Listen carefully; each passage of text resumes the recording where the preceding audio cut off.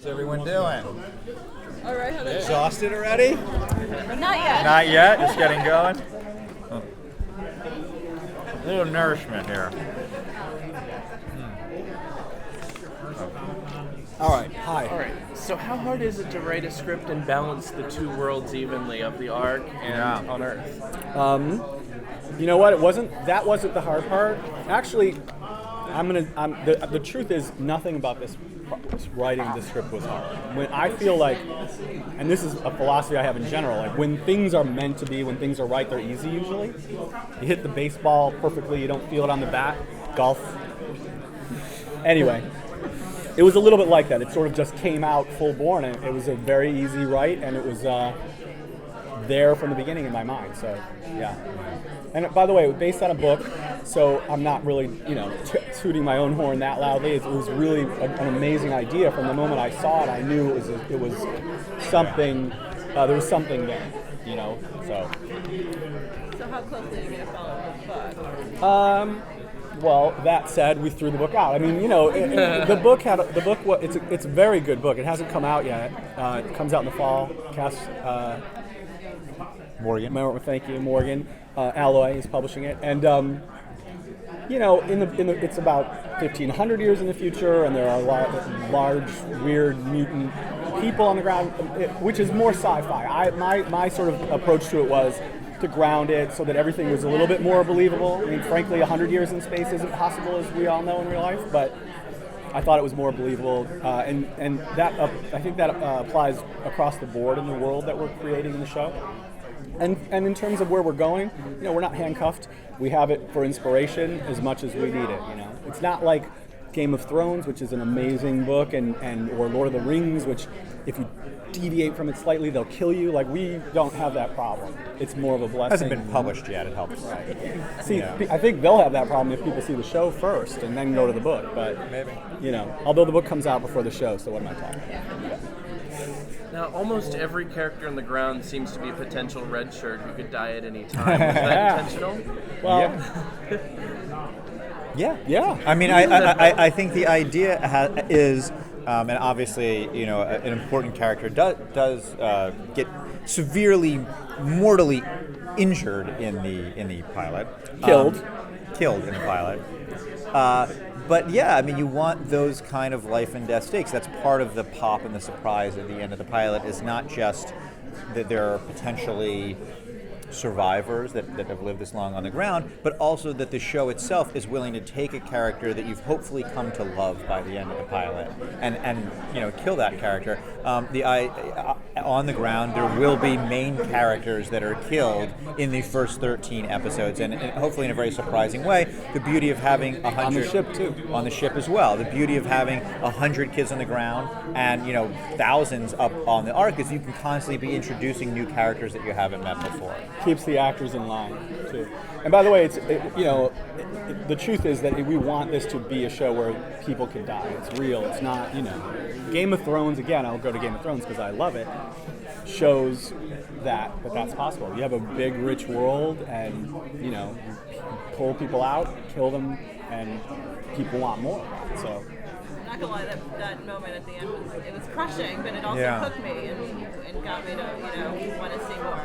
Well, I honestly think that it's as you say, it is surprising, and I think it also sort of says to people going forward they are willing to take some chances with the storytelling, and so it's those kind of shocking and surprising moments that we hopefully want to sprinkle throughout the whole season. Yeah, I mean, it's the kind of twist that changes the whole story. I mean, you think it's one world until that moment, and then you realize it's a completely different canvas that we're playing with. So, yeah, I mean, Matt's totally right. We're going to try to have a lot of impact like that at the end of a lot of stories.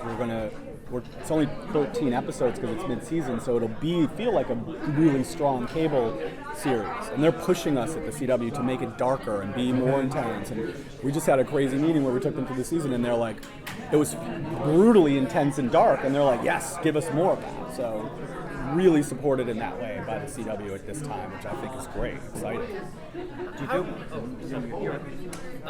are you guys? What I liked about the arc that you showed is you had like a bunch of like flags in different countries because they were like space stations sort of came together. Are there going to be like sort of different cultures like on the Ark, like is it a Space London or something like that? You know, the truth is that 100 years ago, when the 12 space stations were put together, there were 12 cultures, there were 12 languages, or multiple languages, multiple ethnicities.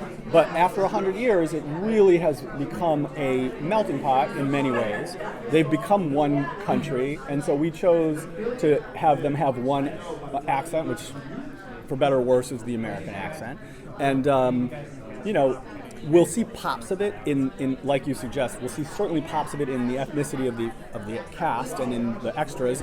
But you'll see the American flag here. You'll see Chinese writing here. You'll see that all throughout the arc. I mean, the reality is that we've always talked about this, but you don't have the accent that your grandparents have. You adapt to your own society, and this is 3 generations on the Ark. But in reality, there would probably have been like an amalgamation, like a blended accent or language that they would have all adapted. But for this, we stuck with English. It felt like the easiest for our audience to grasp. Do you feel post-Lost there's pressure on writers of shows that have mythologies and conspiracies to roll those out at speed? They had a bumpy ride, kind of measuring the audience's expectation of how quickly or how slowly that rolls out. I think Lost was informative in so many ways. I mean, and inspirational too. I think I said it was one of the, obviously we have BSG, Battlestar Galactica in space, and Lost on the ground. And if that taught us anything, I think it's that Lost found the show, it feels like to me, as they were going. We've seen the show from the beginning, so we know what story we're telling from day one. There won't be any like, what's the polar bear? I love the polar bear. I love that they tried to explain it at the end, but there won't be any sort of like lingering questions like that. But there also can be, and this is one of the things I think Lost did really nicely, and it is the reshuffling of the deck almost between seasons. Like you want to look at each season as its own story. And then what are you going to do in season 2 to top that? Or how is, in the same way that the pilot ends and it kind of is a game changer. We're hoping to have those game changers throughout the season, and then certainly in the final episode of the season where people are like, I never saw that coming, and then it can pave the way for a whole new season and keep that kind of ball rolling, which they actually did quite effectively.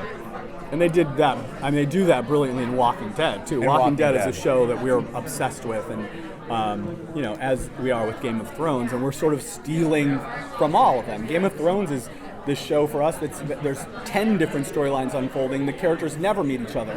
We've got the Ark and the ground, and those characters are going to be separated for a while, but we can see by their success dramatically that it's possible to keep those 2 worlds married in a really intense way. And Walking Dead, every season is mind-blowing twist. They go to a new place, and we're going to travel our group around a lot too. I mean, it really is, like, when you think about it, like the golden age of television, right? I mean, there's so much great stuff out there, and not that we are in that company, but it's nice to like aspire, and be inspired and aspire to like that's where the bar has been set. So we're going to do our best to try and get up to that level. But there's so much great stuff, and they want it. Yeah. Well, you have a large and diverse cast, so like, how was the auditioning process?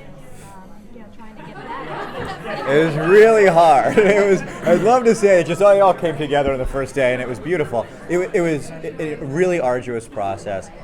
Some of the roles got filled quite quickly, and we found people for them right away. And actually, like Henry and Cusack and Isaiah were cast very early on. We had quite a bit of trouble finding Clark, and then eventually found Eliza Taylor, who was literally like fresh off the boat from Australia.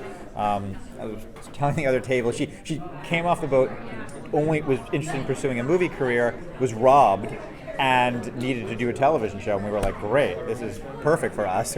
And then Thomas came into the show through Jason's persistence after he basically said no 3 times, and I refused to accept it. It was another like, I'm not doing television situation. And by the way, this doesn't come from them. This comes from their people who think that their clients are movie stars, and frankly, so do we.